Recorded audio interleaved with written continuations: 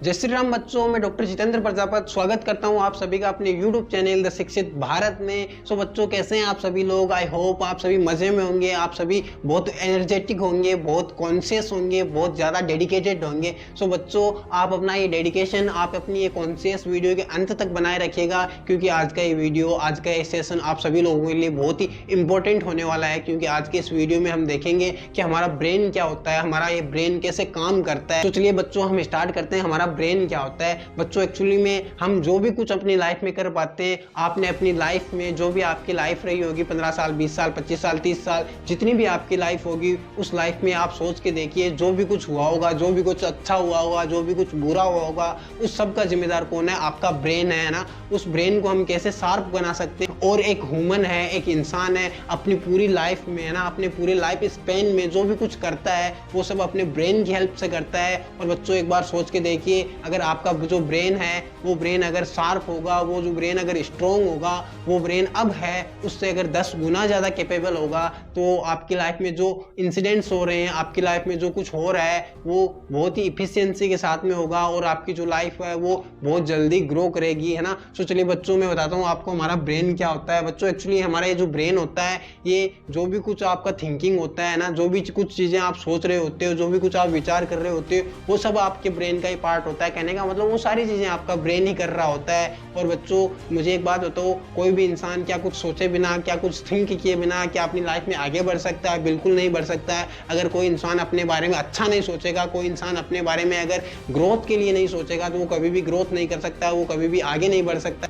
सो चलिए बच्चों, मैं आपको कुछ ऐसी चीज़ें बताता हूँ अपने ब्रेन के बारे में, जो सुन के आप बिल्कुल हिल जाएंगे, बिल्कुल आप सोचने पे मजबूर हो जाएंगे। बच्चों, जो आपका ये छोटा सा ब्रेन है ना, यही सब कुछ करने के लिए रिस्पॉन्सिबल होता है। अगर बच्चों हर चीज़ की वजह ब्रेन नहीं होती, तो इस दुनिया में इतनी डिफ्रेंसिएशन नहीं आती, इतनी विभिन्नताएँ नहीं आती। बच्चों, आप सोच के देखिए, एक ह्यूमन होता है, एक इंसान होता है, उसका जो लाइफ होता है वो लगभग 50 to 60 ईयर्स होता है, 50 से 60 साल का होता है। और सभी के पास में सेम टाइम होता है 24 आवर्स का ना। कहने का मतलब ओवरऑल एक ह्यूमन है, एक इंसान, वो कितना जीता है? वो लगभग 4 से 5 लाख घंटों की लाइफ बिता के जाता है, 4 से 5 लाख घंटों का जीवन जी के जाता है। और अगर इन 4-5 लाख घंटों में से आपने अगर कुछ घंटे है ना, कुछ घंटे भी अपने ब्रेन को शार्प करने में लगा दिए, तो आपका लाइफ है वो बहुत ही बेटर होने वाला है ना। क्योंकि इस पूरी लाइफ के लिए जो जिम्मेदार है वो आपका ब्रेन है। लेकिन आप अपने ब्रेन को स्मार्ट बनाने में, आप अपने ब्रेन को शार्प बनाने में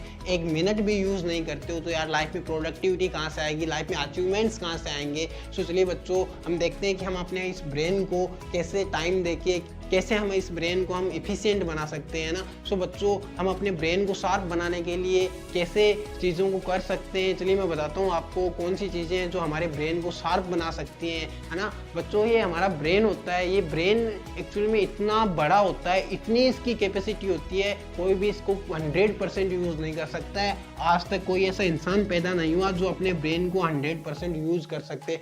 आप भी अपने ब्रेन को 100% यूज़ नहीं कर पा रहे हैं, आप भी अपने ब्रेन का कुछ परसेंट, 1% भी यूज़ नहीं कर पा रहे हैं। अभी मैं बताता हूँ आपको कि हमारे ब्रेन का कितना पावर है, कितना इसका कैपेसिटी है, उसके बाद मुझे बताना आप अपने ब्रेन का कितना प्रतिशत है वो यूज़ कर पा रहे हो ना। बच्चों, ये जो हमारा ब्रेन है, इसका जो स्टोरेज कैपेसिटी है ना, इसका जो स्टोरेज कैपेसिटी है, आज तक आपने मोबाइल का देखा होगा 256 GB, 512 GB, 1024 GB देखा होगा। लेकिन आप अपने ब्रेन के स्टोरेज के बारे में जानेंगे तो आपके होश उड़ जाएंगे। आपके ब्रेन का इतना स्टोरेज होता है, इतना बड़ा स्टोरेज होता है ना।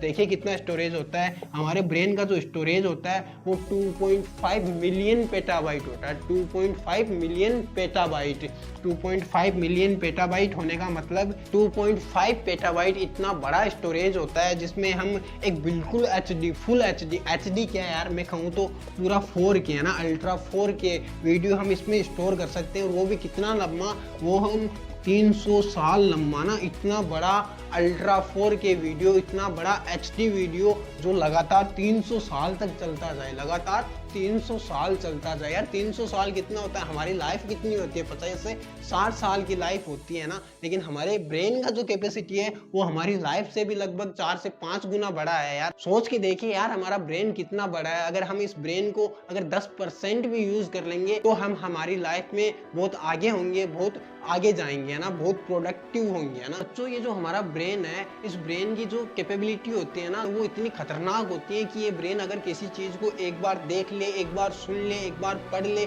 उन चीजों को एज इट इज अपने अंदर स्टोर कर लेता है, उन चीजों को वैसा का वैसे अपने अंदर याद कर लेता है। लेकिन हम इसको यूज करना ही नहीं जानते, हम अपने ब्रेन को ठीक तरीके से इस्तेमाल ही नहीं कर पाते हैं। चलो बच्चों मैं बताता हूँ आप अपने ब्रेन को कैसे यूज कर सकते हो। एक्चुअली बच्चों ये जो हमारा ब्रेन होता है ना, ये ब्रेन 2 हेमिस्फीयर्स से मिलके बना होता है। चलो मैं बताता हूँ आपको, अपने ब्रेन का स्ट्रक्चर बताता हूँ। यार एक्चुअली हमारे जो खोपड़े में जो ब्रेन है ना, उसको हम 3 पार्ट्स में डिवाइड कर सकते हैं। एक हमारा फोर ब्रेन, एक हमारा मिड ब्रेन, एक हमारा हाइंड ब्रेन, है ना। एक्चुअली जो हाइंड ब्रेन और ये मिड ब्रेन है, इनका किसी याददाश्त से, किसी मेमोरी से, किसी पढ़ने लिखने से कोई लेना देना नहीं होता है। ये मिड ब्रेन और हाइंड ब्रेन, जो पीछे का ब्रेन और जो बीच का ब्रेन है, वो सिर्फ हमारी ये जो ह्यूमन बॉडी है इसको कंट्रोल करते हैं। इसमें कितना रेस्पिरेटरी रेट होना है, कितना इसमें कार्डियक रेट होना है, कितना मतलब हार्ट को कैसे काम करवाना है, लंग्स को कैसे काम करवाना है, किडनी को कैसे फंक्शन करवाना है, वो सारी चीजें हमारा मिड ब्रेन और हाइंड ब्रेन देखता है। लेकिन हमारा जो फोर ब्रेन है वो ओनली एंड ओनली थिंकिंग के लिए होता है, सिर्फ सोचने के लिए होता है, सिर्फ यादाश्त के लिए होता है। अब इस फोर ब्रेन को हम कैसे इस्तेमाल कर सकते हैं, चलिए मैं आपको बताता हूँ।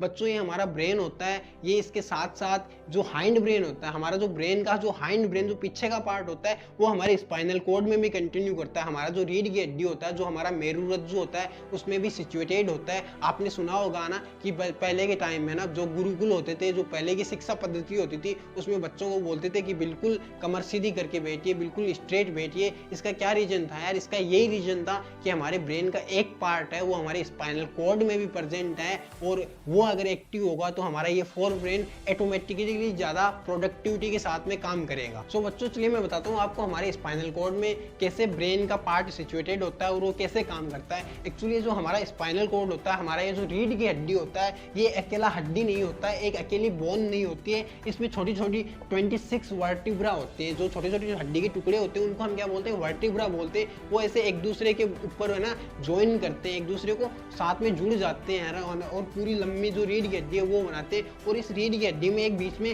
होल होता है, एक स्पेस होता है। उस स्पेस में हमारा यहाँ से जो ब्रेन का पार्ट होता है, जो ये सब फ्लूइड होता है ना, सेरेब्रोस्पाइनल फ्लूइड, वो इसमें कंटिन्यू करता है और वहां से कुछ नर्व निकलते हैं। नर्व मतलब आप जानते हो ना, एक्चुअली मैं यहाँ कोई नीडल चुभोता हूँ ना, कुछ चुभो देता हूँ ना, तो वो सेंसेशन है, वो इन्फॉर्मेशन वो मेरे ब्रेन तक कैसे पहुंचती है, वो इन्फॉर्मेशन मेरा ये जो नर्व ट्रैक्ट है, ये जो न्यूरॉन्स हैं, ये जो तंत्रिका है, वो वहां से मेरे ब्रेन तक लेके जाती है। सो एक्चुअली हमारा जो स्पाइनल कॉर्ड होता है, वहां से कुछ न्यूरॉन्स निकलते हैं, कुछ नर्व निकलती है, और वो नर्व कुछ गुच्छे बना लेते हैं ना, ऐसे एक दूसरे के साथ में ऐसे गुच्छे बना लेते हैं। उन गुच्छों को हम क्या बोलते हैं? प्लेक्सस बोलते हैं। और इन्हीं गुच्छों को हमारी जो वैदिक विज्ञान है ना, जो हमारी अध्यात्म विज्ञान है, उसमें अलग तरीके से बताया गया है, और वो मैं बताता हूँ आपको क्या होता है। एक्चुअली ये जो प्लेक्सस है, ये जो गुच्छे हैं, इन गुच्छों को हमारी वैदिक विज्ञान में, हमारी वैदिक भाषा में इनको ऊर्जा चक्रों के नाम से जाना जाता है, इनको एनर्जी लेवल के नाम से जाना जाता है ना। और इनमें सबसे नीचे एक हमारा कुंडलिनी पावर होता है, कुंडलिनी शक्ति होता है,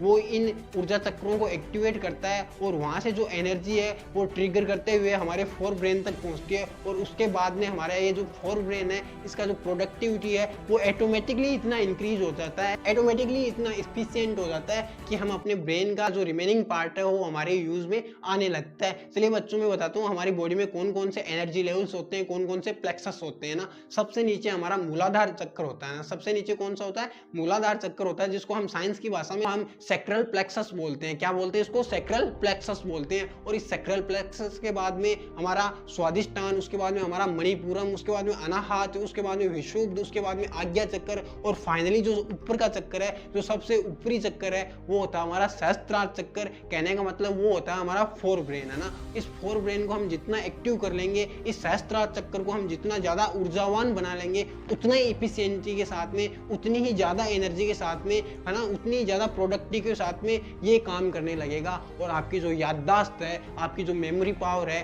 वो भी इसके साथ में इंक्रीज होगी। वरना आपके साथ में होता क्या है यार, आप चीजों को पढ़ते हो, लगता है याद हो रही है, लेकिन उन चीजों को जब लिखते हो, उन चीजों को जब वापस याद करते हो, उन चीजों को जब रिकॉल करते हो, तब आपको एक भी चीज़ उसका 1% भी आप वापस रिकॉल नहीं कर पाते हो। ऐसा इस वजह से हो रहा है ना, जैसा मैंने अपने पिछले वीडियो में भी आपको बताया था और मैंने आपसे प्रॉमिस किया था कि मैं इसका आपको पूरा सॉल्यूशन बताऊंगा, इसका आपके लिए इलाज लेके आऊँगा। सो बच्चों, यही इसका इलाज है। अब इन एनर्जी लेवल्स को हम कैसे एक्टिवेट कर सकते और कैसे हम अपने ब्रेन का जो प्रोडक्टिविटी है, जो आउटपुट है, वो हम इंक्रीज कर सकते हैं। एक्चुअली बच्चों, इसको सिर्फ और सिर्फ हम मेडिटेशन से कंट्रोल कर सकते हैं, सिर्फ और सिर्फ हम इसको मेडिटेशन से एक्टिवेट कर सकते हैं। चलिए बच्चों, बताता हूँ मैं आपको मेडिटेशन से क्या होता है। एक्चुअली आप जब मेडिटेशन करेंगे तो आपका जो ये एनर्जी लेवल है, आपका ये जो ऊर्जा चक्कर है ना, इनमें एक रिदम बनने लगेगा ना, इनमें एक के बाद एक में एनर्जी का रिदम बनने लगेगा, ऊर्जा का रिदम बनने लगेगा। और उसके बाद में आपका जो ब्रेन है, उसका जो प्रोडक्टिविटी है, वो इतना इंक्रीज होगा, आपको फिर ये बुक्स पढ़ना, ये चीज़ें करना, ये सारी चीज़ों में कोई प्रॉब्लम ही नहीं आएगी। यार एक बात बताऊँ मुझे, है ना, एक लाइफ होती है ना, एक लाइफ में हर इंसान के पास में सेम टाइम होता है ना, सेम लाइफ स्पेन होता है। मैंने कहा है ना यार, एक इंसान का लाइफ ही कितना होता है। धरती पे चाहे कितने भी इंसान हो ना, जितने भी 700-800 करोड़ लोग हैं, उन सब के पास इतना ही टाइम होता है, इतनी लाइफ होती है। और इतनी सी लाइफ में एक इंसान है वो बिल्कुल अर्थ पे पहुंच जाता है और एक इंसान बिल्कुल पर्स पे रह जाता है। उसका रीजन क्या होता है? उसको अपने ब्रेन को इस्तेमाल करना नहीं आता है, उसको अपने ब्रेन को यूज लेना नहीं आता है। वरना यार, इतना बड़ा ब्रेन होके हम ऐसे थोड़ी ना रह सकते हैं। सो बच्चों, आज का वीडियो लंबा हो जाएगा, इसलिए मैं आज की इस सेशन को यहीं पे एक बाइंड अप करता हूँ। लेकिन बच्चों, आप इंतजार कीजिएगा मेरे नेक्स्ट सेशन का। उसमें मैं बताऊंगा कि आप कैसे अपने एनर्जी लेवल्स को, कैसे अपने ऊर्जा चक्रों को एक्टिवेट करके, उनको संतुलित करके, उनको बैलेंस करके अपनी जो कॉन्शियस पावर है उसको इंक्रीज कर सकते हो और उससे अपनी ब्रेन के पावर को, अपनी मेमोरी पावर को, अपनी विल पावर को, अपनी ओवरऑल, कहने का मतलब जो आपकी प्रोडक्टिविटी है उसको आप 100% इंक्रीज कर सकते हो। सो बच्चों, जय श्री राम, मिलते हैं नेक्स्ट वीडियो में।